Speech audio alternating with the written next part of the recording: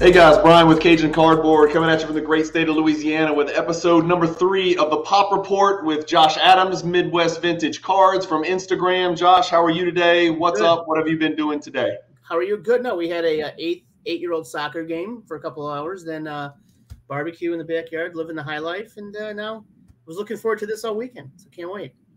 8-year-old soccer is something that I do every weekend as well. 8 and 9-year-old soccer. So I've got double up, 8-year-old boy, 9-year-old girl. I enjoy every minute of it because it goes by fast. So as you know, right?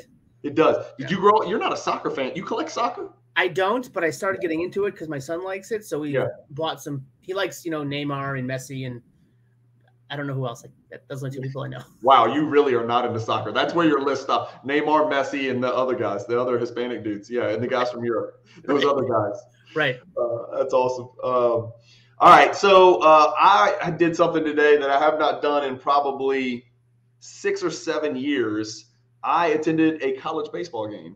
That is so, yeah, really good. Actually, one of my best collector friends here in town got my brother-in-law and his 8 and 9-year-old, and then myself and my 8 and 9-year-old, and we got to go watch LSU play Ole Miss in a baseball game here in Baton Rouge. And it was really fun. What was most fun is it was in a suite, and so we sat in the air conditioned, right? Nice. And so I would peek at the baseball game, but on the big screen TV, you know what I had on there? The Bucks Celtics, right? Yeah.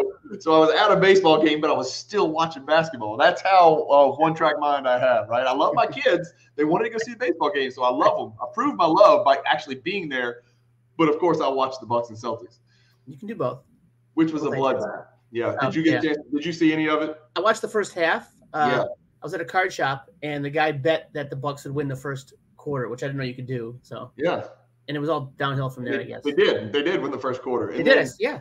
And then all hell broke loose, yeah. So the Bucks finished that game 4 for 33 from three-point range. It's not good. So that's hard to win a game when you're 4 for 33. But the other team was 22 for 55. I think I read that right.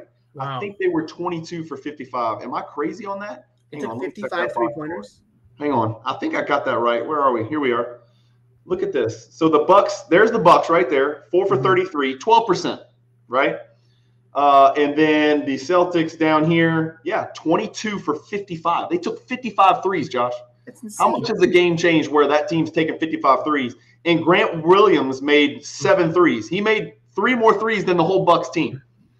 So I think Chris Middleton probably would have helped in that game. Yeah. All right, enough about us, enough about what we did today. Let's talk about our 3 topics. And so topic number 1, here, let me get you right here. Okay, so topic number 1, we're going to talk about, I don't know, again, I know not everybody's on Instagram, but we're going to talk about something that was posted on Instagram, and it's really just a conversation piece. It's not meant to be 100% perfect. It's a great conversation piece and poses millions and zillions of different arguments. It's a pyramid with tiers of the greatest basketball players of all time that our good friend and hobby content creator on Instagram, Card Porn, posted. I don't know what the source of that was or where he got that, but he somehow posted that. We had also seen it, believe it or not, but we're going to talk about that pyramid, what we like about it, what we don't like about it, what's right, what's wrong. And then we're actually going to go a step further and talk about the greatest basketball players of all time that have never won a ring.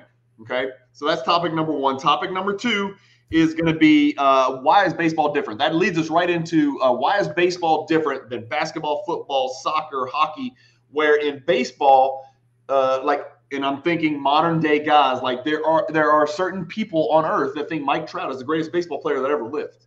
And I'm not a baseball guy. I don't know all of Trout's stats. I know they're fantastic, and I know he's probably one of the best modern day players, if not the best. And he's a 5-tool guy, but he's never won a ring. He's never won a playoff series, and I don't think he's won a game. And when he's performed in the postseason, I don't think it's been especially noteworthy. It's not been good, and he's never been healthy for a whole season.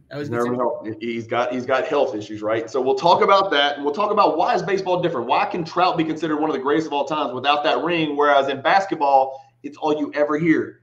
Barkley didn't win a ring. Chris Paul can't be the best point guard ever. He didn't win a ring. Stockton can't be the best point guard. Didn't win a ring. Magic is because he won 1 million rings, right? So it's different in basketball than baseball. In football, it's the same thing.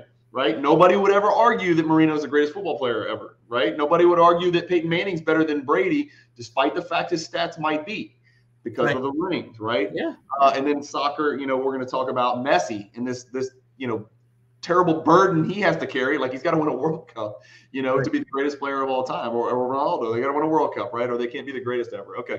So we'll talk about why baseball is different. And then lastly, we want to talk about memorabilia, sports memorabilia, autograph memorabilia, shoes, game-worn tickets, all that stuff versus cards, right? And we're just going to kind of talk about that, talk about how the hobby is comprised as far as what factions do this, what factions do this, and what factions do both, and why you do or don't do both, and why I do or don't do both, and what we think about collecting memorabilia and collecting cards and how those two are interrelated. So those are kind of our three topics. Let's start with topic number one, because it's the one I'm most excited about, right, is this pyramid. And I sent a message to our group chat, right, and I was like, I can't see things like this on Instagram without changing colors. I literally get so incensed. I want to get a phone number. I want to pick up the phone and call the person that made the pyramid.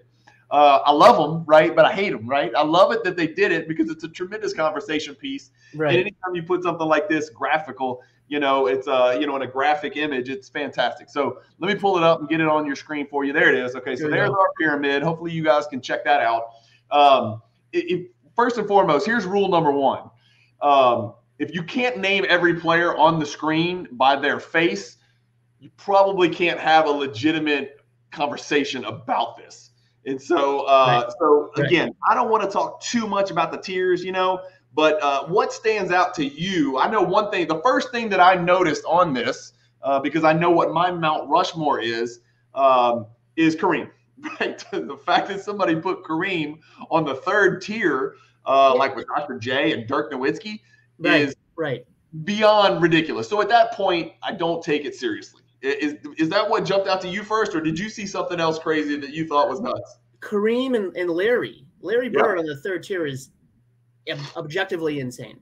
Yeah, it's tough. Again, I just did a video on my channel about how absolutely amazing Hakeem Olajuwon is. Right. But let's not put the cart ahead of the horse. Hakeem Olajuwon in no way, shape, or form deserves to be on tier 2 over Larry Bird. But beyond that, people have just dismissed the fact that Kareem is probably number 2 or 3. I don't understand that. Like, he's on the third tier, and I know this is just one kid, but Kareem's on the third tier. He's got 6 MVPs. He's still the all-time leading scorer for a little bit longer. Right. Rings galore, played on one of the greatest dynasties of all time. He won one of the 2 championships for my Milwaukee Bucks with the Big O. The fact that Kareem was put on tier 3 is absolutely preposterous to me. I would honestly have tier 1 just one person. I would have Jordan at the top. And then my tier 2, Josh, would be Kareem, LeBron, and Wilt in some order. I don't even want to get into it, but those would be my next 3. That's all. That's been my Rushmore until somebody does something, which I don't know if anybody could do anything before I die to change my personal Mount Rushmore. I'd put Oscar Robertson up there on tier 2. I mean, you'd move Oscar to tier 2, okay? Because he's basically Mr. Triple Double, the first one to even do that. Right. He was a player. Yeah. I mean, here's a couple things. Here's a couple more things. I just made a post on Instagram about this. Duncan being on a different tier than Kobe is ridiculous, right? We've looked at their numbers, we've looked at their stats, we've compared their accolades. They played in almost the exact same era. There's a striking number of similarities, not in their personality or their play style or their collectability, which we acknowledge, but Kobe and Duncan have got to be on the same tier. If anything, well, I'm not gonna start an argument, but Kobe and Duncan have to be on the same tier. There's no tier where one of them could be on a different tier than the other. They're inextricable. They are. I've looked at it in depth, and they are inextricable. They have to be on the same tier. I think objectively, that's 100% right. I think Kobe collectors, and I consider myself a Kobe collector, are insanely subjective when it comes to that, and consider he is like the second best ever, and there is no conversation about it. You don't think Kobe's the second best player ever? I love him, but I mean, do you really? Oh yeah, I have a huge Kobe collection. But I understand that. I get it. And look, he might be the second most collectible player, but do you think Kobe Bryant is the second greatest basketball player? Oh, no. But I mean, I would probably, make a good argument that he's, top 5. Okay, fair enough. I can see him getting to 5. Mm-hmm. Another topic for another episode. Right. That's an issue. So Kobe and Duncan need to be together. Kareem needs to be higher. Kareem needs to be on tier 2, unquestionable. I don't see Elgin Baylor. And the guy on tier 5 in the middle is Elvin Hayes, as far as I know. And I wasn't sure. I was like, Elvin Hayes? And then I went on basketballreference.com. Elvin Hayes was a MFer. Yep. Elvin Hayes came in the league, and I've got him pulled up. He led the league in scoring his rookie year. Look at this. He averaged 28 and 17 his rookie year, Josh. That's crazy. For the San Diego Rockets, which I think later became the Clippers. I'm not certain. Mm-hmm. And then the other thing I noticed is, and this is just the funny stuff that you notice, look how many games Elvin Hayes played. 82, 82, 82, 82, 81, 81, 82, 80, 82, 81, 82, 81, 81, 82, 81, 81. What the heck? Right. A machine. That's so much for load management. Right. Oh, I don't think they even thought about that back then. His second year in the league, he went 28-17. His second year, he went 27-17. So Elvin Hayes, with those numbers, I'm moving Elvin Hayes up, right? I'm moving him ahead of David Robinson. David Robinson never put up 28 and 17. No. And that's kind of what got us into this conversation about rings. Right. And how much they matter. And so I went through the list just off the top of my head. I don't know everything about everybody on the list, but I know who's won titles and who hasn't. And by my calculations, nobody on tier 1, 2, or 3 has not won a ring, at least one. Yeah, you're right. And then on tier 4, Malone has not. And by the way, Malone and Stockton on different tiers is also weird. That doesn't make any sense, right? Yeah, because whenever somebody says how great Malone was, the answer is, oh, he's only good because of Stockton. And then when people say Stockton has the most assists in the world, they say, he was only because he was throwing it to Malone. They can't both be right? But they should be on the same tier. Malone has not. Barkley has not. I think that's the only 2 on tier 4, right? And then on tier 5, it's Stockton, Iverson, Vince, and Nash. Yeah. Is that right? So 6 people have not won rings on here. Clyde Frazier won 2. Havlicek won plenty. Moses Malone, Elvin Hayes won a ring actually in 78. Pippen won his 6 or whatever. I don't think Pippen got another one after that, did he? Nope. And then Iverson, Nash, and Carter have not. So that led me to this. Well, rings are obviously being considered by whoever created this, right? It might be a super intelligent person, but anybody puts Kareem on tier 3 is not. But rings are huge. Rings are super important. And so that sort of led me to this question is, who are the greatest NBA players of all time, right? Statistically, by historical resume and historical relevance in the hobby and just in general, that have not won a ring. And I made a list because we were talking about this on that group chat the other night, and I think pretty much everybody was on the same page. Barkley is at or near the top. Sure. Karl Malone and Stockton, right? Sure. And then I've got Ewing. And what's those 4 guys? What do they have in common? They played during the Jordan era. Right. So how much can you blame them, Josh? Yeah, I think each one of those guys would have had a ring, and the Jazz would have had probably 2. Yeah. So, and then you talk about the East. I mean, Jordan had the East locked up, right? So who knows if Ewing would have gotten 1 or 2 or whatever. We talk about Reggie Miller might have had one of those Pacers teams. I forget the exact year. One of those Pacers team was built for the playoffs. Yep. Built for the playoffs with the Davis brothers, who weren't really brothers, I know, but they called them the Davis brothers, the Davis boys. Rick Smith. Rick Smith was good. Just a filthy Pacers team back then. And then going back a little bit further, I got Elgin Baylor. Baylor's numbers I've got pulled up here. Elgin Baylor was preposterous. He was 10 times All NBA. That's not normal. And he only played, from age 24 to 37. So he played 14 years. He was All NBA 10 times. And then I know he had a significant injury. He played 12 years because look at these last 2 years. And this is actually when they won the championship, right? The Lakers won it. Elgin Baylor started on that roster with that record-setting Laker team with when they had Wilt. Wilt came over and played center for him, and Jerry West is still there. In 72, Elgin Baylor started the season with that team. He played 9 games and then retired because it was injuries. And so he never got that ring, and he's not, he's not really part of that team. So that's why you don't see NBA champion, because he actually retired before the end of the year. So, but he was 10 times All NBA.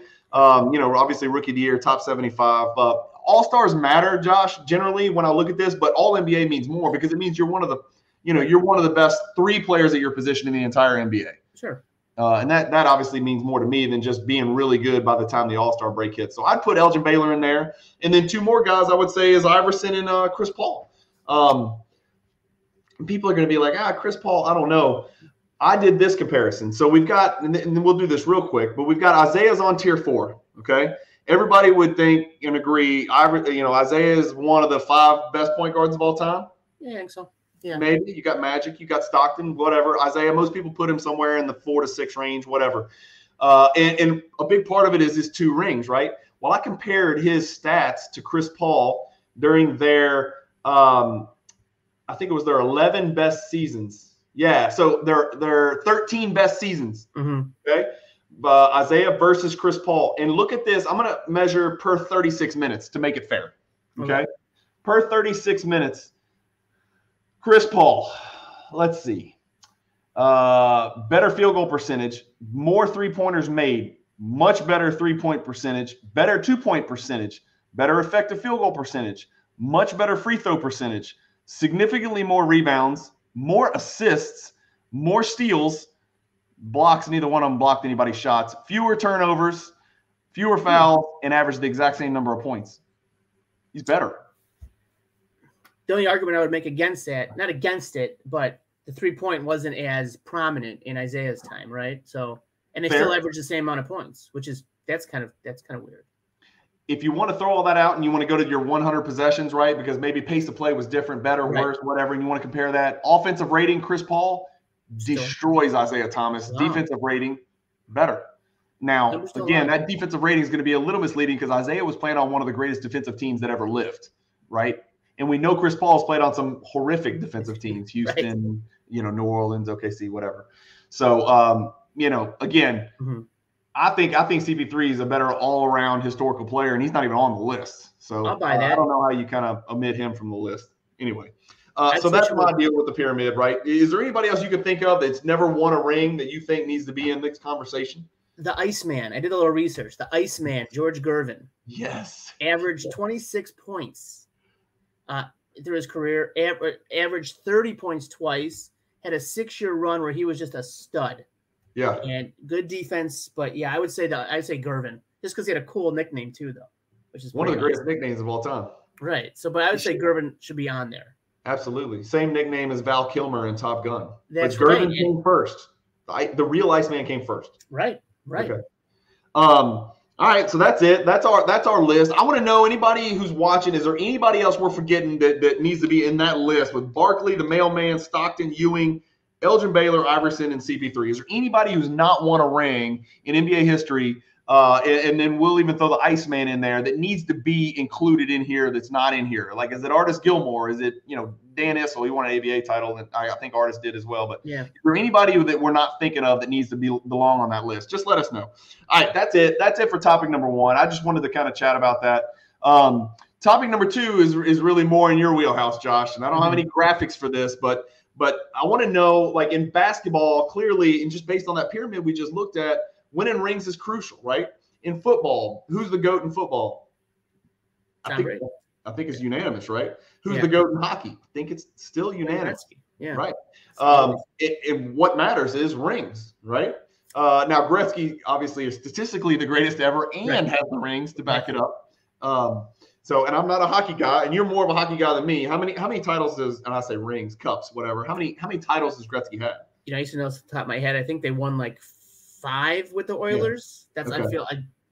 He only won with the Oilers, right? I know he went to LA, but he never won with LA. I'm sorry, I'm going to sound really stupid when it comes to hockey, but did not win a cup with LA, the St. Louis Blues, or the Rangers. He played for the Blues and the Rangers? Yeah, he ended his career with the Rangers, played with the Blues for like a year. I had no idea. I can't stand St. Louis, but yeah, they're and he ended out with the Rangers. So yeah, no, that's a. So he's got rings, he's got stats, he's the undisputed GOAT. Brady's got the rings and he's got great stats, but again, I have not looked very hard at football. Are Brady's stats significantly better than Peyton Manning's over the course of his career? I know he's played longer, probably. And I think Manning had better Manning still has a record for single season touchdowns. Does he? I thought Brady got it with Randy Moss. I may be wrong. I don't know. Gretzky has four cups. 4 cups. Okay. All with the Oilers. Anyway, what we're getting at is rings matter a great deal. It's the only reason Bill Russell's even in the pyramid and in the conversation at all. Right.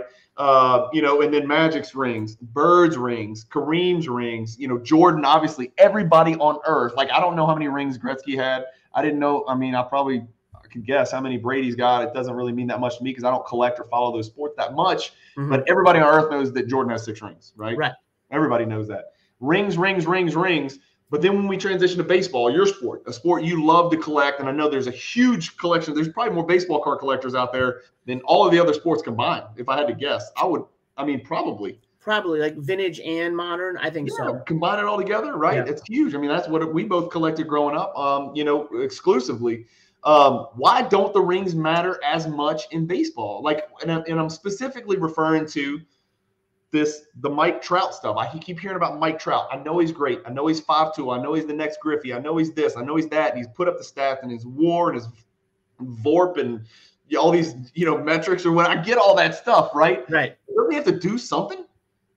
So I thought about this when you asked me. I have two reasons. The first one is there's a much not easier way. You have a larger chance of getting a ring in basketball because there's 8 teams make the playoffs, right, every year, whereas baseball in each conference, right? Yeah. So 16 teams make it. Before 1969 in baseball, it was if you won the American League, you won the pennant, and if you won the National League. So there's 2 teams every year. So one in each league had a chance to win the World Series. So people looked at, and it was extremely, extremely hard then. You're playing 154 games as opposed to the 162. And then there's so many individual stats in baseball, right? There's a home run leader, RBIs, strikeouts for pitchers, stolen bases, runs, all that kind of stuff, hits, average, that I think is such a focus on that, maintaining that kind of standard for a decade or even more. Like Hank Aaron. Hank Aaron hit 30 homers or 20 homers for like over 20 years. Never hit over, I think, 40 home runs in a season. But he's the second in home runs. I think longevity is absolutely at a premium when it comes to ranking baseball players historically. That's a fact, right? I know that. I know enough about baseball to know that. The number of games you played and how long you were at your peak or how long you were, at the top of the league and the game, that certainly matters because, total home runs is, as a kid growing up, I don't know if you did this. You're 44, right? I'm 47. So it was around 1980, 81. They had these, and they still have them now, but I would go to the local convenience store and I get the sticker booklets. And then you could buy the sticker packs and you get like 4 players and you take the stickers out and then you put them in the sticker booklet. They had the little silhouette and it would have a number and you'd turn to the page and put it on where it belongs. And they had a page on there, home run leaders. And I'll never forget the home run leaders were Babe Ruth, Hank Aaron, Willie Mays, and then Frank Robinson was the one that really surprised me. Like, I didn't know that. Frank Robinson is number 4 all time in home runs. Sure. That's changed, right? Obviously, Bonds and McGuire and all that. But I mean, clearly that's changed. But I'll never forget it. And so even then, like as a kid, as an 8, 9-year-old kid, it was like numbers over everything. I didn't know who was winning rings. And I guess maybe that's because there's no salary cap. So that's a big part, is something that you don't talk about. So like for 25 years, if you weren't a Yankee, good luck winning a ring.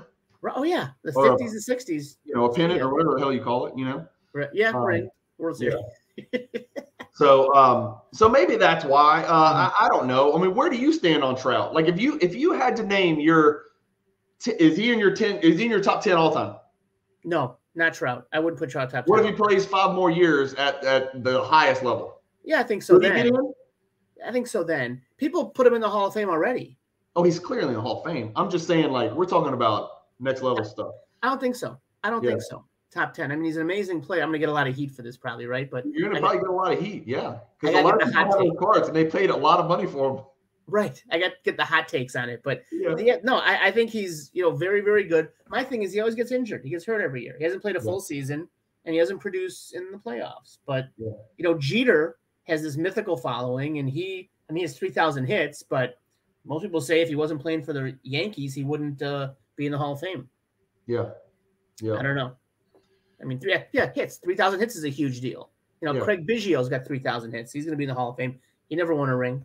Yeah. There's like those benchmarks that automatically get you in. Sure. 500 gets you in, right? What's that? 500 home runs obviously gets you in. Well, I don't know. After that post-steroid era, it should. You know what I mean? Yeah. Take off the asterisks about steroids and all that. Which, by the way, you know what? Let's just get into it. That pisses me off. Like, we're penalizing hitters, right? Mm-hmm. And I know we're penalizing Clemens, but is Pedro Martinez in? He should be. Okay. He's in the Hall of Fame. He was probably one of the greatest pitchers of his era. I mean, he was at the tail end of Maddox and all that stuff. Yeah. I mean, every pitcher was using steroids. I'm going to piss everybody off here, but look, I've got tons of friends that played in the major leagues. I've talked to all of my friends about it. Pitchers were using steroids. It's not just gigantic people with huge heads and their noses get twice as big. It's pitchers as well, Josh, because it helps the recovery.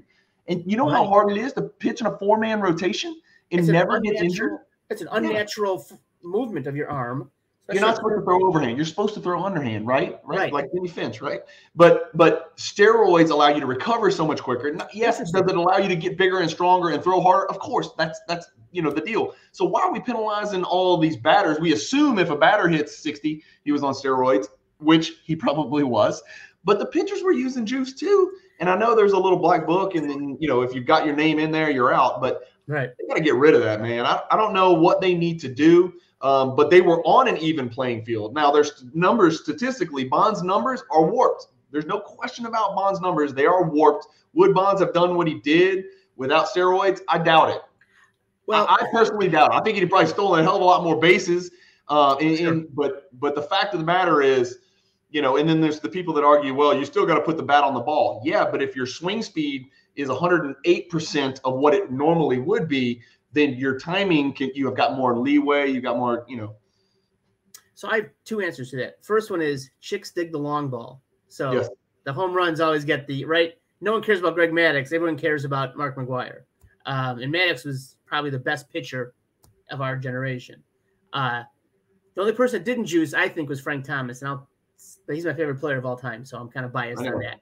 I know. But Bonds would see maybe one good pitch a game. He has more intentional walks than anybody. And I mean, you could be juiced all you want, but they weren't pitching to him. So he'd get one good ball to hit. Yeah. And he would usually do it. And he was amazing. I mean, he was good on Pittsburgh. So it was almost a double-edged sword, Josh, that he was so damn good that he never got to see. He didn't get the at-bats that he should have gotten because he got not just intentionally walked, but Josh pitched around. Right. I mean, he got pitched around all the time. If I recall, and I may be crazy, but didn't they not walk him? I think a team was up 3, and they walked him and walked a run in. So they didn't have to pitch to him with the bases loaded. Right. That's respect. Absolutely. That's nuts. I think the reason that he doesn't get the love he should, though, also is because of his relationship with the reporters, right? I mean, he was a prickly guy, standoffish, but whatever. But that shouldn't, affect how great. I think as we get farther and farther away from when he played, I think people will start realizing how great he was, and I think he gets in the Hall of Fame eventually. I'll tell you this. I don't collect baseball. Mm-hmm. If I was going to get back into baseball, I would go buy Barry Bonds. I'm not telling people to go buy Barry Bonds. Man. And I wouldn't know a Barry Bonds card if it hit me in the face, right? Except for his 87 Topps Woody, right? That's the one card with the cup. That's the one card I know with the Topps where he's in the follow through and he's like 170 pounds. That's the card that I know, right? And there's probably 8 trillion of them out there. But if I was gonna get back into baseball and start collecting, number one, I pick up the phone and call you, right, or one of my baseball collector friends. Mm-hmm. I don't know what I'm doing, but I would start looking at Barry Bonds refractors and inserts from the 90s. I think that would be fascinating and fun. Are they cheap? Are they expensive? I have no clue. 98 Essential Credentials, such a great card. It's like they made it for baseball, football, basketball. Sure. I would buy if I could get his Essential Credential. I'd buy that. That's an awesome card. What would his cards be like compared to like Jordan? Oh no, they're like it's like a fraction of Kobe. But I think he's not in the Hall of Fame. If he was in the Hall of Fame, it would triple. An essential credential and a 10, I think, sold for 15 or 20,000. Are you serious? Yeah, but the Kobe goes for like 60 or 70. Yeah, for sure, at least, right? Yeah. And a 10? Yeah. Jesus. Yeah. That's nuts. Yeah, if I was going to get into baseball, I would look very long and hard. And again, that's probably because I was following baseball when Bonds came through and Bonds made that transition. And he was a jerk to the reporters. He was also a jerk to his teammates. His teammates hated him. I watched a really good documentary, and he didn't hide it. He's just a tough dude to get along with, you know. Yeah. There's guys like that in other sports as well. Sure. Anyway, so that's one thing, right? Is rings in baseball, they may not, hold the same weight as they do in basketball for whatever reason. One of the reasons I thought was like, well, one player can only have so much of an effect on a baseball game, right? Like it's much harder for one player to, will his team to a championship in baseball than when you're 1/5 of the team in basketball, right? I mean, there's 10 players, 12 players, whatever. In the playoffs, there's probably 8 or 9. But you're one of 8 or 9, Sure. Really you're one of 5 on the floor. In baseball, you're one of 9 on the field. And you play both sides just like basketball. But you have less ability to influence the game. Right. In addition, you can't collide with people or really defend individual people. So it's just different. So I thought that was probably part of it. But the numbers game fails because soccer has this, this need, you got to have it, right? It's like Maradona. Some people will say Maradona is better than Messi. And I'm not going to sit here and act like a soccer expert, but Messi and Ronaldo are pretty good. And so the tag on them, the weight on their shoulders is you got to win a World Cup. Well, it's just unrealistic. Right. It's not that easy. These guys, soccer players' careers, they're getting longer, right, than they used to be. But soccer players' careers, as being at the top of the world, other than, Messi and Ronaldo, as far as I know, if you're 35, you ain't the guy anymore, usually, right? No, you're done. So you get what? Usually 3 World Cups, sometimes 4. Right. And then in your prime, maybe 2 of those you're in your prime, in your soccer prime. And so you've got to take your country as one of 11 players on the field and win a World Cup in a sport where it might be a 1-goal game. It could be 1-0 a lot in a World Cup game, right? Against 2 super, quality opponents. And not to mention the fact, we were talking about this off air, how unfair it is for people to demand a ring from Messi and Ronaldo, right? And unlike Trout, they demand a ring from Messi or Ronaldo. You've got to substantiate the fact you're the greatest of all time. Like whoever gets the ring first is going to be the greatest of all time, which is silly. Right.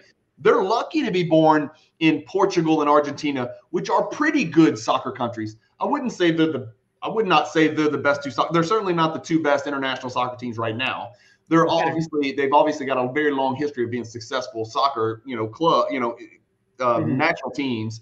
But what if you were born, in Nicaragua, or what if the greatest player of all time is born and lives in the United States? They're never winning a World Cup, or Monaco or Albania. I mean, would you demand that somebody has a World Cup on their resume to be the greatest soccer player of all time? It just seems it seems unfair in some sports, whereas it seems like baseball just gets a pass. I just thought that was really strange. I don't know. Comment if you guys got any thoughts on that or what you think. That's really not a why or a yes or a good or a bad or a justified or unjustified. It's just an interesting anomaly to compare that, that sport to the other sports. It's different. In golf, we talk about Grand Slams. In tennis, we talk about Grand Slams. Yeah. You got to have them. If you have more victories, but you don't have more Grand Slams, that's not good enough. That's not good enough. You've got to win Grand Slams. So it's just interesting how baseball is just, significantly different in my opinion. But that's topic number 2. Let's talk about our last topic of the day. Well, before we go there, I wanted to talk to you about another anomaly in baseball, and then I'm just going to let you talk, right? The 2, I think what people would consider the 2 most recognizable baseball cards in the world. I'll let you state what those 2 are. Those aren't, top 5 players of all time. Maybe not top 10 players of all time. Which 2 cards am I talking about? And this is how obvious it is. You're going to know the 2 cards I'm talking about without me even telling you who they are. T206 Honus Wagner, and then the 52 Topps Mantle. The 2 most recognizable baseball cards ever. from a person who doesn't know a damn thing about collecting baseball cards other than 87 Tops, right? Yeah, I know those two are the cards that I see the most. I hear talked about the most. I see records the most. Now, I know there's a million zillion other super collectible, super sought after cards out there, but those are the two that resonate with even with people who are in the hobby but not in the baseball card hobby, like me. I just think it's interesting that, you know, Honus Wagner and Mickey Mantle don't strike me. Again, I'm almost like a third-party observer here. You know, I know enough to know I don't know everything about baseball. They don't strike me as certainly not top 5 players of all time, but they don't. Are they top 10? I think Mantle, you make a very strong argument for Mantle. He's probably the best switch hitter of all time. He was extremely fast, and he's got this mythical aura of him as Mickey Mantle. You know, the All-American boy, played for the All-American team. Yankees matter, right? The Yankees matter. Absolutely. And just, you know, hit for power, hit for average. Was just his speed. People don't realize his speed was so fast. Like, he was faster than Kenny Lofton going from home to first. Was he really? Way back then? Yeah. I did not realize that. He drank a lot, hurt his knee in the 51 World Series, and just, you know, if he would have stayed healthy, he would have been the best ever. Yeah. He didn't hit 300. Who is he? What is he like in basketball? Who would you compare in basketball? Who is Mickey Mantle like? I mean, in terms of collectability? No, like in terms of, you know, historical rankings. Like, is he like Kobe? Where I think most people would agree, hey, Mantle's not the greatest of all time, but he might be the most collected player in the history of the hobby. I think Kobe's a very good analogy. You're right. Very collectible. And the people that collect him don't care that he wasn't I just think it's Mickey Mantle, this mythical feature. They collect him because he's their favorite. They don't collect him because he's the greatest of all time, right? Right, exactly. Yeah. Exactly. And that's how Kobe is, you know. And again, not to disparage Kobe collectors. You're a huge one. I know you got him on your Rushmore. It's wrong, but you got him there, right? It's fine.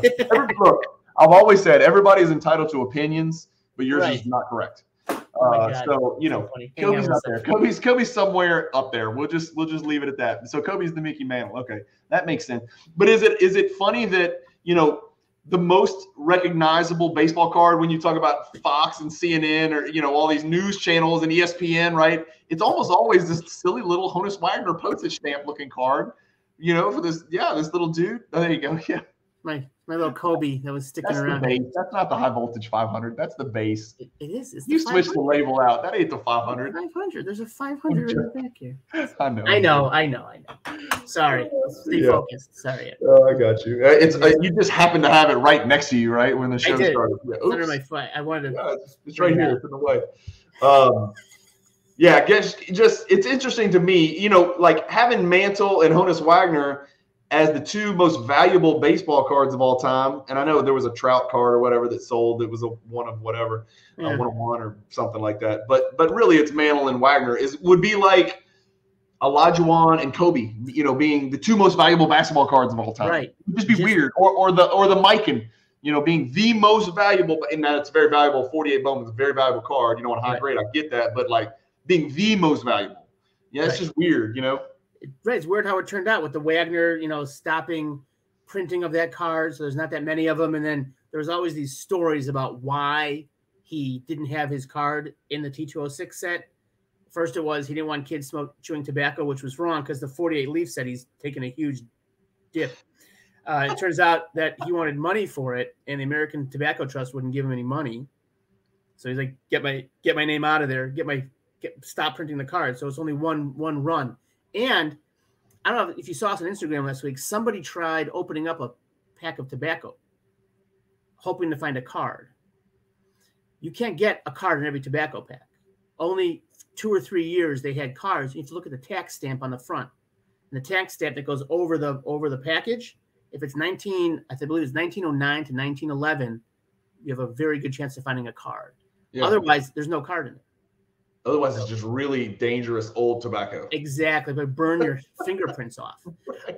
But you know that, and then there's a separate card in that set, the Eddie Plank, which, you know, the average passive baseball player fan has no idea who Eddie Plank is. He played for the Philadelphia Athletics. He's a pitcher, Hall of Famer. The printing plate for that card broke, so there's less than 50. There's less Wagners. There's less Planks than Wagners. Yeah. And the Plank goes for like $50,000. whereas the Wagner goes for $1 million. So it's reached, you know, there's this mythical status of Honus Wagner, and it makes CNBC, right? It makes the market news when those cards sell. No other card makes that news, right? Yeah. They love. We just saw one. Didn't one of them was like cut in half or something? It wasn't even the whole card. It was like 70% of a card. Yeah, I think it was SCP or somebody had one, and someone paid like $70,000 for it. That's amazing. Yeah, just to say they could have part of it. That's fascinating. That's really cool. That's really cool. Well, that leads us to our third topic. And so that's all I can take on baseball. I can't talk anymore because I've told you every single thing I know. I know who Honus Wagner was. It sounds like he was like the Barry Bonds. He was like the white Barry Bonds. He hated everybody. He wanted to get paid for his cards. He didn't care if the kids got his card. He hated the media. He hated the tobacco companies. He wanted everything given to him. He was a big dude. He was, they called him the Flying Dutchman. That was huge. His bat was like 55 ounces. He had huge hands. He was That's wild. Strong guy. I've always like thought to myself that he was like a little light hitting shortstop guy that just hit for average. No, huge he was a big guy. Huge. I never would have guessed that. Maybe it's because his card's like that big. Like if you showed it, nobody could even see it, right? It looks like a little stamp. I don't know why. I always thought that. I thought he was a little fast guy, a little fast, light hitting shortstop. Well, I told you, I'm an idiot when it comes to that. I don't know very much about baseball, but I do my best. But who knows? Maybe I'm going to pick. I might call you after the show and just get some ideas on some Barry Bonds inserts and put one in my collection. One a year. That I can commit to that. Do it. One baseball card a year. Do it. All right. Next topic. Last topic. You and I were just kind of talking about this just organically, naturally the other day. The distinction between, and I've got a lot of friends who collect memorabilia, right? And when I say memorabilia, I mean we're going to include tickets. We're going to include autograph tickets. We're going to include jerseys, autograph jerseys. Specifically, we're talking about game worn or autograph type stuff. Jerseys, shoes, sweatbands. What am I forgetting? Warm-ups. King Golden had a bloody warm-up the other day or something. Who was it? It was a Gordie Howe jersey. Or something like that. Or maybe it was on Collectible. It was on Collectible. That's what it was. Was it? It was a Gordie Howe jersey, and there was blood on it, like his blood from when he played in Stanley Cup. Gordie Howe. Yeah, there you go. So just the kind of the divide in the hobby, right? You've got your cards over here, your card collectors over here, hardcore card collectors, right? I consider myself hardcore card collectors. I'm hyper focused on little pieces of cardboard, right? I don't even get autograph cards really very often or memorabilia cards very often. I just want the actual cards, right? And then you've got memorabilia collectors who are strictly memorabilia collectors. They can tell you about autographed footballs, baseballs, basketballs. They have humongous, just like incredible. I've got a local friend here in town. He's got a wall in his man cave, and I'm telling you, Josh, it's literally about 6 feet bottom to top, and it's no exaggeration. It's probably 15, 20 feet long, all autographed Hall of Fame baseballs. That's and it's incredible. Cool. It's unbelievable. He's got Babe Ruth right in the middle. It's really cool. All right. Unbelievable autographed baseball collection. You do a little bit of both. Most people do one or the other. What percentage of the hobby do you think is like you and kind of merges those two worlds and just kind of plays in both worlds? I think it's small. I think it's less than 25%. Yeah. I like memorabilia as like a companion piece to players I collect. So like I've got a Frank Thomas game used bat that I want. I fell asleep too early on Friday night. There was a pair of game used cleats from Frank Thomas that had a letter of authenticity from him. Like these were used in a game and this date, and he signed them. Went for $1,200 in Heritage. It's a steal because they never come up. And the Providence was great, and I was just too tired. I had a long week, so I missed. You don't ever throw in max bid and just say, hey, if I get it, I'll wake up tomorrow and find it. I should I should, right? I like to just sit there and wait and see if it's stupid. I know. That's a topic for a show because there's two types of collectors in the hobby. There's the people that are just like, look, I think the card's worth $83,000. I'm going to bid $83,000 on day one, and there's 10 days left. Right. And then there's people who are like, no, don't do that. You need to wait until the very last second and then bid and then barely get into. And I think that's what extended bidding is for, is to avoid the sniping. Right. But on eBay, you can still snipe, right? On eBay, you can come in with your 83.5 right at the last second. So I lost a lot of you're cards. Not that guy. You're the sniper guy. I am the sniper guy. Although I lose a lot of cards that way. I like the extended bidding because then you know where you're at and there's great. Agreed. You count down. Extended bidding is great for buyers, right? Because it prevents sniping. Whoever wants the card the most is going to get it. And obviously that's great for the consignor seller, right? Because they know that if there's two people that are interested, what the extended bidding does, it extends everything, right? So you're not going to be distracted with another item in the auction and oops, I forgot about this, because each extension extends everything. Sometimes some auctions are different. Some are they? Some go lot by lot and some go the entire I didn't auction. know that. Yeah. PWCC is like one extension extends everything, I thought. Is that I don't know. I'm actually bidding for the first time tonight on their weekly. This is coming out tomorrow, so I can tell you. I'm bidding on a bunch of like Wayne Gretzky 90s cards in PWCC. Oh, really? Well, you're about to get run up right now. You should. I know, right? Of course, we won't air until Monday at 4, so you'll either get them or you won't. Right. I'll let you know on Sunday. It's all Jeremy Lee's cards too. So. Yeah. We'll I thought about getting a hockey card. No, that's a different topic though. So you think the overlap is pretty small? You think maybe 25% play in both worlds? If you had to choose, are you primarily cards? Yeah, primarily cards. Yeah. I'm also always leery of buying game used material because, how do you know it's game used? There unfortunately is a lot of fraud in that area because it's not that hard to get a jersey, dirty it up, or do whatever and make it look like it. Yep. Maigret, the company Maigret, MEIGREY, is, I think, the best company for authenticating jerseys. So a guy on Instagram, he does all his game worn stuff. His method, and I think this is pretty smart, only buy from Maigret that's photo matched to a specific game and signed by the player. Because if it's signed by the player on that date, player's not going to be like, oh yeah, sure, I played with it on that day. Yeah, they're not going to forge it. What do they got no dog in the hunt, right? Right, exactly. And that's okay. Maigret is one brand. I've heard of JSA. So Maigret is the authentication of the jersey. JSA authenticates the autograph. Oh, I thought that's what you're talking about. Oh, okay, so Maigret is like, this jersey was worn here. Here's a picture, player sign saying I wore it on that day. Right. So what does a memorabilia collector do? Like, how do you display that? So you display your jersey, and then maybe on the back of the frame, would you put your stuff on there, like put your photo match and all that stuff, or in a pocket? Right. Or I guess I would. I have a couple of game used jerseys, and they're like hanging up in my closet. They're White Sox players that I always wanted. No Frank Thomas ones. Like I can never. Greg Luzinski. Oh, that's a good idea. Avi Garcia was my favorite player for the past few years. Greg Luzinski. Terrible. You're welcome. The Bull. There you go. I'm gonna get one now. Yeah. There's a Carlton Fisk in Heritage tonight ending. Okay. It's a little too much already, but I guess I would frame it with the player's name on the back, right? Like any jersey you see like a sports bar, and then maybe put the picture of the game in the frame in the corner, right? Oh, I've seen that too. That's awesome. Yeah. Okay, I see what you mean. So put the authentic. Everything you need to know about this jersey is right there, facing you behind the tamper-proof glass, and then I know UV protection and all that crap is. Right. I mean, you got to put it in the right deal if you're going to display that thing. I mean, most people don't want to, have it around windows and stuff like that. Is there stuff that's like sunlight proof, like truly sunlight proof? Is there something out there where you could feel confident, hey, I'm going to put this in my solarium, or I'm going to put this in my greenhouse? I mean, is there anything out there that's like sun-proof to where it won't change? I think so. I don't have a lot of that, framed stuff, but I know that a friend of mine collects that kind of stuff and some other photos, and they have a special glass that keeps it protected from fading. Yeah. So which I think is important. If you buy something, let's say you win some Carlton Fisk deal, right? A jersey. How does that stuff get shipped to you? Oh, just regular in a box, just like Heritage sends it. Just fold it up in a box, plastic wrap, and just sends it out. Like wrapped in a bubble mailer in a Ziploc bag or whatever. Or... Probably, and then in like one of those hard, like FedEx or however, or in a box. Because like Heritage is pretty good with shipping. They put a ton of those peanuts in there. Yeah. I mean, I didn't worry about it moving around. I just, I don't know, when you talking about like crazy old stuff, you're talking about Eddie Plank jerseys or whatever. Right.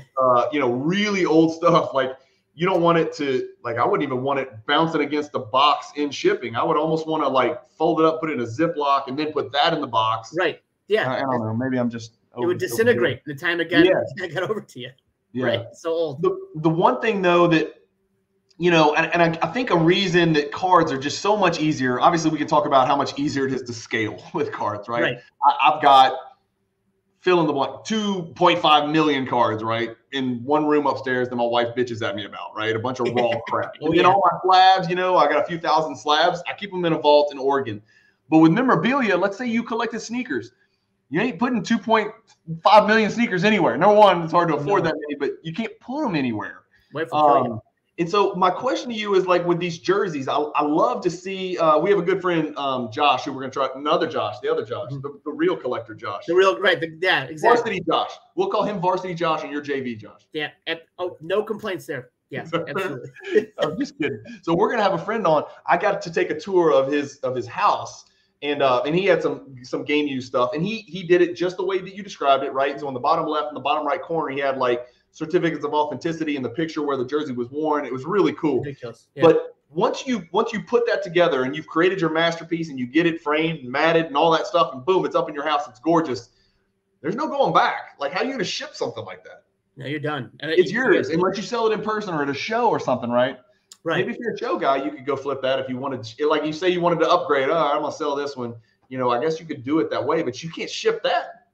And take it to a show, it would be a huge pain. I'll be worried, man. Got to bring it home every night because you're not leaving it there at your booth. That's right. I'd be worried about that. Yeah. I've never been to a real show, and when I go to the National, am I going to see framed jerseys and stuff? Oh yeah. Oh, tons of. Dude, load-in is the best time. At Tuesday morning, it's just tons of just cars. They let you drive down. At least in Cleveland, they did. In Chicago, you drive down the aisle where and just stop by your booth and unload right there and pull your car back out. You get the diesel fumes will knock you out by noon. I'm so excited about the National, man. I can't wait. Yeah. I can't wait. I'm so excited. What else? So we wanted to talk about the strange and the illogical discrepancy between the value of, let's say, a 97 Jordan game used jersey and then the 97 Jordan game used jersey card. Yeah. Yeah. No comparison value wise, right? No, the jersey is like 3 times, 4 times as much. The whole jersey. And that 97 jersey card is from the All-Star game, right? There's a whole story behind that card, how they couldn't get an actual Bulls gamer, so they got just the All-Star game jersey. Yeah. Because I've seen pictures of it with like, it's almost like a bright blue, almost a turquoise, isn't it? Yeah, the letter. Yeah, because it was in Orlando. Okay, yeah. And so that's the jersey they used for that card. But like a Jordan gamer from from the early 90s goes for huge money. More than the card? That one, yes. So that kind of is the reverse. Yeah. I think Jordan is the exception to the rule, right? Yeah. So Kobe, right? Kobe's got the logo man stuff, right? Or the LeBron logo man. Yeah. That's true. Jordan was pre-logo man, although we just saw. Right. That's the Kobe, and you saw the crazy thing Nat Turner posted. Wow. What are those worth? I mean, people were saying those going for probably close to $1 million. Maybe. Oh, yeah. I got to think easily $1 million. Easy. I mean, it blows my mind. And serial number Jordan logo man? Over $1 million, right? That blows. I'm so bad with valuation, but that blows my mind. Yeah, you missed the boat on that one. I don't know anything about logo men or logo mans, but I know that was definitely $1 million card for sure. For sure. It is. It's crazy. It is. And so I think that's probably why I've never, well, there's a couple of reasons why I've never gotten into memorabilia. Obviously, anybody who's watched my channel knows I'm fascinated with the history of basketball, right? Yeah. So those things all intrigue me, and I appreciate it from afar. But 2 reasons that I've not gone in is, it's difficult to scale. It's like if I wanted to start a autograph basketball, autograph a jersey collection, I don't know where I would put them. Number one, I would be very worried about keeping super valuable stuff like that in my house. That's why I keep my cards in the PWCC vault. I'm scared about having that in my house. I don't want super valuable stuff in my house. That's barrier to entry number 1 is where do you put it? It's big. You can't hide it anywhere really, and you want to show people, and it's tough. And number 2 is you've used a bunch of words and authentication thing. I don't know enough about it. There's a barrier to entry as far as education. Like there's just like there is with, for you don't collect 2018 Prism because you don't know shit about it. I don't know anything about it. Exactly. Right. There's 87 parallels and fast break this and disco this and serial number that, right? And that's a barrier to entry for you into the modern Panini world. Right. This is a barrier to entry to me, like who authenticates the autograph?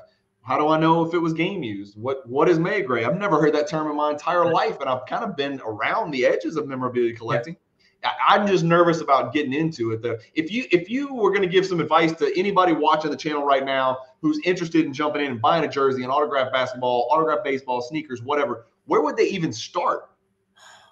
So I think a lot of the Facebook groups are really good. Okay. There are a ton of websites where you can do research. Go on Maygray and check them out and learn about authentication. I would say read as much as you can before you even drop $1 on anything. Yeah. Learn about authenticate, like PSA. If you want to buy autographed baseballs, PSA DNA is great on autographed baseballs. Maybe and think of a player you want. Let's say it's Mike Trout. Look up his auto and see what his autograph looks like, so you know what to look for if you're buying an autographed ball. And really, only buy a PSA DNA ball. They're the ones that are authenticated. But for jerseys, go out. There's a ton of Facebook groups that are really helpful. I'm in one for NBA jerseys and then one for baseball jerseys, and they're extremely helpful. They share knowledge. It's a very welcoming atmosphere. I would just read and research. There's a ton of material. I think GameUseJersey.com is a great resource. And I think if you're going to buy a game used jersey or bat or sneakers or cleats, I would say get them photo matched before. Don't buy it that's not photo matched. Yeah. There's a reason that jerseys that are not authenticated by Maygray and photo matched sell for a discount because there's no faith in it. It could have just been a game issued one. How do you know it was used? Yeah. Is it safe to say that a jersey that's been I guess it's easier to authenticate that a jersey was autographed by the actual player than it is to authenticate that the jersey was actually worn by that player. Right? It's a whole nother step, a whole nother level of confirmation and authenticity required. Right. That's interesting. Well, there was a Kyrie Irving jersey that just sold. I think it was either in Heritage.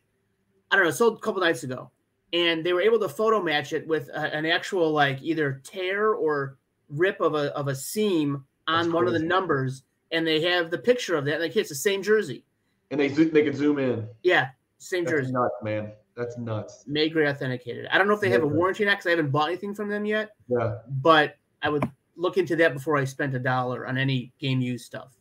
You know what's funny? If you asked me the question I just asked you about, where would I go, Josh, if I wanted to get into memorabilia and authentication and identification of what's legit and what's not? You had a list of some options. If somebody asked me, and we get this question, I know you get this question a lot. What if I want to get started? I want to get started in the hobby. Where do I go to learn about it? I don't know what to tell people, man. Yeah. Yeah. And that worries me about our hobby is I don't know what to tell them. I talk a lot and I talk very fast. I could speak to them for 50 hours about what to do. Right. But that's not helpful. I should be able to say, oh, you're interested in collecting cards? Who's your favorite team? Go here, here, here, or here. You want to collect old or new cards? Go here, here, here, and here. You can't do it, man. You know what my answer usually is? Go on eBay, look around, go join Instagram, look at pages, figure out what you like first. The only one piece of advice that I give people when they say, hey, I'm interested in getting involved, and believe it or not, fewer people are asking me that question now that, you can't make $1 million in 6 months. It's actually hard to make money, right? I mean, most of the people that were coming to me were like, I don't want to miss out on all the money. They didn't really want to love to collect the cards. Right. But, the one thing that I'm always consistent with is do not buy a card unless you've spent hundreds of hours researching cards, right? For sure. Your sport, your cards, your era, hundreds of hours, not 10 hours, right? Hundreds of hours. This isn't crypto where you can just go click a button or ask somebody, which one do I buy, right? And just guess and hope for the best. I mean, you want to do it and do it right and collect the cards that you actually like and then you love and you want to keep in your collection. I don't have a good answer for people, and that worries me about our hobby. It worries me that there's a 15-year-old out there that wants to get involved in collecting cards, and all he's going to probably do is walk into his local card shop, which may or may not be a good thing. Right? It could spoil his zeal for getting into the hobby real quick. He can get taken advantage of really quick. He could walk out of there with 4 cases of College Chronicles basketball. That'd be bad. Right. It's over. lighting all your money on fire. Right. Well, it's good to find good people, honest people that you can trust that also are willing to share knowledge with you, right? And that's the most important thing, is because it's out there. You just got to find it. You said that's the barrier to entry. You got to find it. The hobby's full of that. The hobby's full of people, good people, right? Predominantly, it's good people. There's no question about it. We hear about bad actors because bad actors get clicks, right? And they make the news. But like, Right. hey, I just want to go read. Okay, you want me to spend 100 hours? Tell me what to go click. Where do I go read about? I don't know what to tell them. Right? You can't say go to Blowout. Their mind's going to blow out, right? They're going to go crazy trying to figure out how to follow that. eBay? No. Half the time people think what a card's listed for is what it's worth. They don't get that, right? Oh, I know. Tell me about Instagram, Facebook, and it's just like baby steps. Just chew off a little bit at a time. That's how I got in the hobby. I just wish there was a more efficient way to suck people in, right? And I don't mean flippers and sneaker bros and stuff. I mean people who really want to do what we're doing and want to talk about it and learn about it and love it. I just don't. I wish there was a more streamlined, efficient way to get those people in the hobby and keep them hooked and show them how much we love it and why. It takes time, right? It takes time to do anything, to build a collection, to gain the knowledge and to know what you're talking about. And everyone's still learning because there's always something to learn, and there's just so much knowledge out there and so much people write about it and share about it that it's just sifting through everything else and finding it's the important part. I'm laughing because I vividly remember a message that I sent in our group chat that we're in with these whales, right? Some of these guys have collections. Like I try to explain to people, you think I have a good collection? That's great, nice, right? I'm driving a Volvo, right? These people are flying an airplane, right? That's the comparison. Right. I vividly remember sending a message about 48 hours ago that said, every time you talk about cards, I feel like the dumbest person on earth. I said that to somebody. Yeah. I have another whole level, man. And I know a lot about Jordan. I mean, I've put not hundreds, thousands of hours into understanding Jordan cards and his cards out there. And it's just like, I'm done. I'm done trying. Y'all are so far ahead of me. I mean, and I'm older. I was like, how did you get so smart and you're younger than me? I don't understand. So, I've learned so much from them too. Really, just sitting there and watching and reading. I thought I knew a lot. Not even close. Not even close. Well, my favorite quote is always been, and my kids hate me because I say it. I can use it for literally like any situation. It's a marathon, not a sprint. Absolutely. And it's a fact. It's a great quote, and it is. And there's no way to sprint into the hobby and just suck up knowledge. This is not the Matrix. You can't just plug in and get it all. It just takes time, man. And that's the fun too, I think, is learning about new cards, learning about finding a card you want, hunting for a card you want. I did get a basketball card today, but I left it downstairs, so I could have shown it. Tell me what it is. You don't have to show it. Antonio McDice, Diamond Dimensions. Oh, yeah. Oh, I saw you just post about that. I did. Yeah, so I got it from the Candy. We have a mutual friend in the hobby. That's right. Yep. And I'll tell you about that later. And it was I need about 11 cards for this set, and I'm done. I need Penny Hardaway. If anyone's watching, I'm looking for a Penny Hardaway Diamond Dimension. Can't find it anywhere. So but there's only 100. So right. Well, 99. Because I know someone bought one a couple months ago. So yeah. Good luck with that. I know your plight trying to collect these stupid PMG Reds. I had to take a breath. I stepped back. I was like, man, I need to take a breather. Rodman just sold for $50,000. That's I crazy. can't do this. This has to stop. I was like, I'm paying $4,000 for Austin Crozier. I was like, I'm out. This is not going to work. Awesome, Austin Crozier. That's good. I don't know. Like all the commons were like $2,000. It was like, the hell with this. I'm gonna take a break for a while. It's there. I've got some stuff I'm doing. I'm moving my collection around. I got a lot of stuff. We haven't talked about that. I got 172 cards at PWCC Weekly 17, Weekly 18, and Premier Auction. 172 slabs. The premiere next week? Premiere ends on Thursday. They moved it to Thursday. I should have said that at the beginning, right? So you know what? If you can't pimp your own cards on your channel, what good is it to have a YouTube channel? Yeah, I'm selling my 8610, Fleer PSA 10 set with stickers. The Kareem sticker, the Johnny Moore, and the Jeff Malone all are in the Premier PWCC auction, which ends on Thursday. And those are what caused me anxiety. And then the other 138 are in the PWCC Weekly Auction that ends next Sunday. Okay. Which is the 22nd. So it'll end the evening of the 22nd. Yep. All right.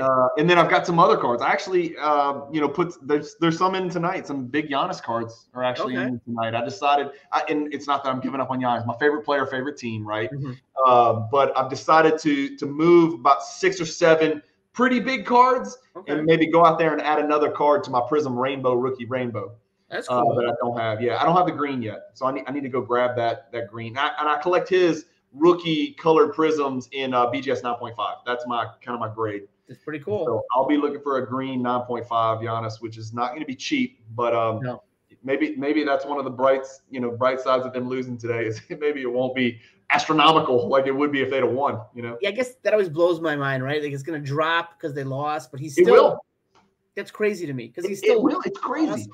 Yeah, I mean, there's research that it drops if they win the title. It did last summer. Right. Yeah, it doesn't make sense. It happened with Mahomes. It happened with Brady. It happened with It doesn't make any sense. It does make sense because it's the flood of supply. It's because everybody thinks, oh, he won. Boom. Let's sell. Let's cash in. Right. Well, when everybody cashes in at the same time, obviously demand's there. Demand's not moving. Demand is high. But when supply exceeds demand, then you have your issue where the card comes down. You got 2 or 3 options to choose from. So, well, hopefully, I will have a success story from the Thursday night PWCC auction for you.